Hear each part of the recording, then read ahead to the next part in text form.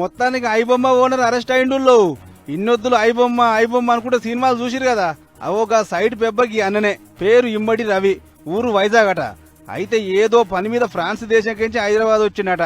ఇంతలా అన్న మీద గట్టి నదరేసిన సిసిఎస్ పోలీసులు జట్న పోయి కూకటిపల్లి అరెస్ట్ చేసిరు. అయితే ఈ సైట్ నడిపేది ఏ నడిని మనిషి అనుకురు గాని తీరా చూస్తే సోర పిల్లగాడు. ఇంట్లో దోలాడితే 100 హార్డ్ డిస్కులు ఇంకా కంప్యూటర్ దొరికినాయట. ఇక అవన్నీ సీజ్ చేసిరు కాకీలు. 2 ఏళ్ల కింద మీకు దమ్ముంటే నా ఐబొమ్మ సైట్ ని హ్యాక్ చేయరి, నేను కూడా ఏం చేస్తున్నా చూపిస్తానని సవాల్ చేసిండు కదా. అవి అప్పటి సంతి నదిరేసిరు పోలీసులు. అట్లా సినిమా పైరసీ కేసు ముచ్చట్లు అసలైన దొంగ కోసం తిప్పలు పడుతుంటే ఇప్పటికి దొరికిండుగా ఓనరు. అన్నట్లు ఐబొమ్మ పేరులా ఐ అంటే ఇమ్మడినట.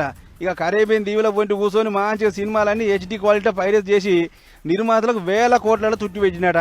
సినిమాలను హ్యాక్ చేసే హ్యాకర్లకు ఒక్క సినిమాకు ₹1,00,000 చొప్పున ఇచ్చుకుంటా ఐబొమ్మ అనే పెద్ద నెట్వర్క్ తయారు చేసిండు. అట్లా మమ్మల్ని ఎవ్వరు ఆపలేరు, ఎవ్వరు వెతకలేరు.